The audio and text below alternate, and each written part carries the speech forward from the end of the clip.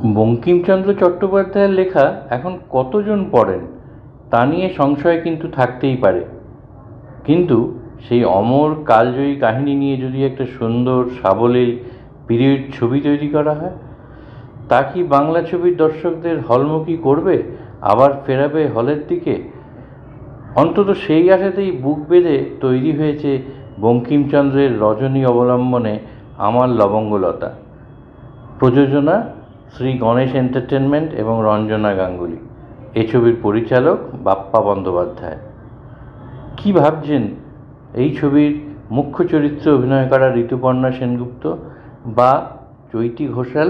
তো আর বঙ্কিমচন্দ্র মহাশয়, বঙ্কিমচন্দ্র চট্টোপাধ্যায় আমাদের একজন লেজেন্ড এবং উনি আমাদের সাহিত্যকে উর্বর করে গেছেন।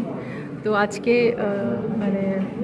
রজনী অবলম্বনে আমার লবঙ্গলতার পার্সপেক্টিভ থেকে লবঙ্গর পার্সপেক্টিভ থেকে ছবিটা বানানো হয়েছে এবং খুব ইন্টারেস্টিং, অন্দরমহলের গল্প এবং প্রেম, বিচ্ছেদ, প্রতারণা অনেক কিছু আছে এই গল্পটির মধ্যে। এবং সাহিত্য নিয়ে খুব একটা বেশি কাজ হয় না, কিন্তু যখন হয় তখন আমি চাইবো যে আমার দর্শকরা সবাই দেখুক এবং আনন্দ করুক এবং এই ছবিকে সমাদৃত করুক। একটা নস্টালজিয়া আছে, গল্পটা একটা পুরনো বঙ্কিমচন্দ্রের রজনীর একটি চরিত্র নিয়ে গল্প এবং তার এখনকার টেক সব মিলিয়ে ঋতুপর্ণা এখানে অভিনয় করছেন। ঋতুপর্ণা আমার খুবই বন্ধু এবং ঋতুপর্ণার বাংলা ছবির জন্য ঋতুপর্ণা যে কাজ করেছে এবং অভিনয় ছাড়া ওর পেছনের বাংলা ছবির পেছনে যে ফর বাংলা ছবি যে ওর কাজ আছে, সে কাজগুলো খুবই গুরুত্বপূর্ণ বলে আমার মনে হয়। ও থাকার চেষ্টা করে, বাংলা ছবিকে এগিয়ে নিয়ে যাওয়ার চেষ্টা করে। লবঙ্গলতায় এই মুভিটাতে পুরোনো দিনের একটা ছোঁয়া আছে, নস্টালজিক ফিল আছে। তো তোমার কি মনে হয় আজকের এই উন্নত যুগের দিনে এই সিনেমাটা লোকজন কতটা গ্রহণ করবে, কতটা আকৃষ্ট হবে এই সিনেমাটা?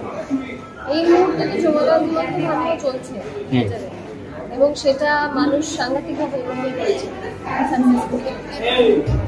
পুরোনোকে মানুষ এখনো ভালোবাসে, বাংলা ছবির দর্শক বিশেষ করে সেটাকে সঠিকভাবে ধরা যায়। পুরোনোটা যেমন ছিল সেই পুরোনোর মতো করে যদি ধরা যায় পুরোনোকে মানুষ ভালোবাসে।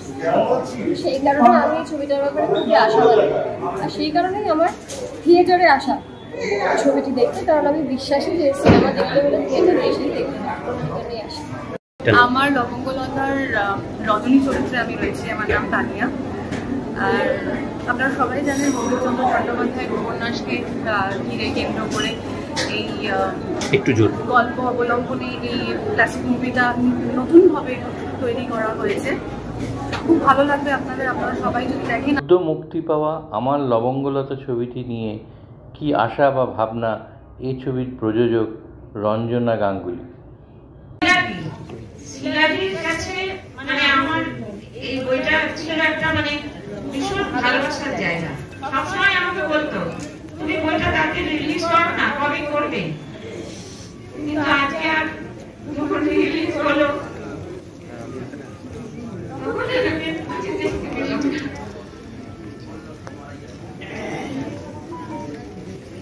পিওর নস্টালজিয়া সবসময় আমাদের মন ছুঁয়ে যায়, মনকে নাড়া দেয়, সময়ের পেছনের দিকে নিয়ে গিয়ে আমাদের ভাবিয়ে তোলে গভীরভাবে। লবঙ্গলতা সিনেমাটি আজকে মুক্তি পেয়েছে এবং এই সিনেমাতে একটা পুরনো দিনের নস্টালজিক ফিল আছে, ছোঁয়া আছে। বাঙালি যতটাই উন্নত হয়ে যাক না কেন, পুরনো দিনের আদর্শ রীতিনীতিগুলোকে পছন্দ করে। তো আজকের দিনে এই সময়ে দাঁড়িয়ে সিনেমাটা লোকজনকে কতটা আকৃষ্ট করবে, কতটা আগ্রহ থাকবে লোকজনের? দেখুন, সাহিত্য নির্ভর ছবির মধ্যে সবসময় একটা আগ্রহ থাকে, মানুষের একটা কিউরিওসিটি থাকে। আর আমাদের লিটারেচার খুব রিচ, আর সাহিত্য আমাদের কি বলবো, আমাদের সম্ভার, আমাদের সম্পদ।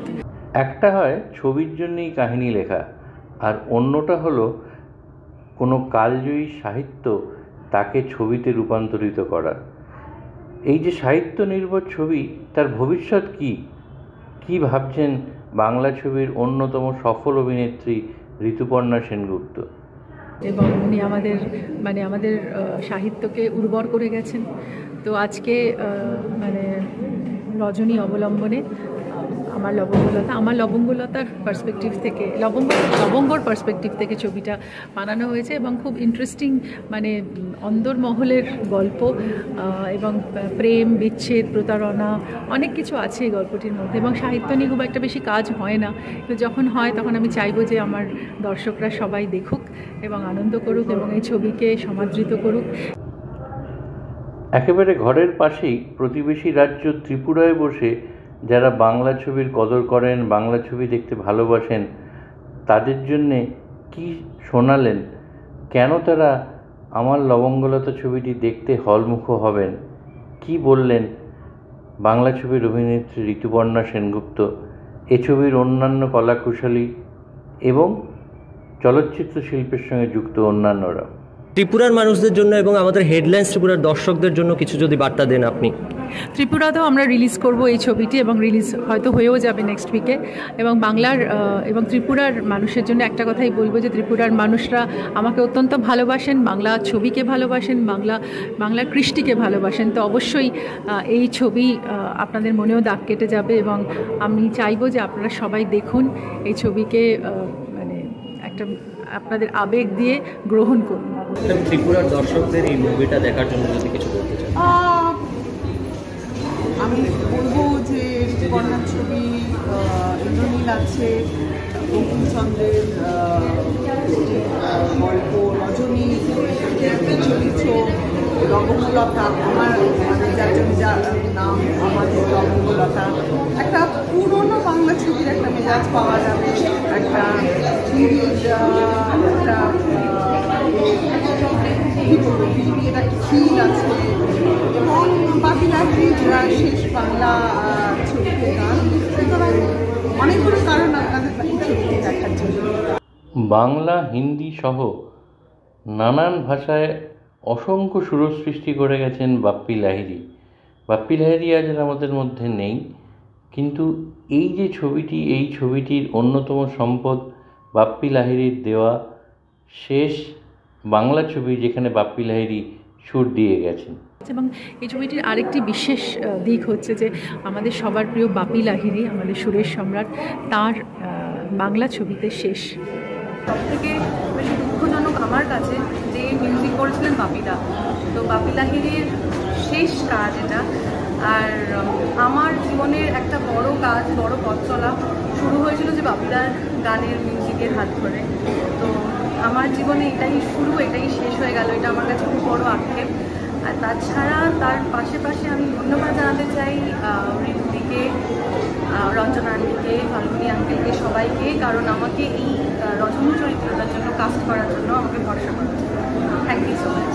সদ্য মুক্তি পাওয়া আমার লবঙ্গলতা ছবিটির প্রিমিয়ারে উপস্থিত থেকে এবং এই ছবির কলাকুশলী প্রযোজকদের সঙ্গে কথা বলে এই বিশেষ প্রতিবেদনটি তৈরি করেছেন শ্যাম বিশ্বকর্মার সঙ্গে তুহিন চক্রবর্তী।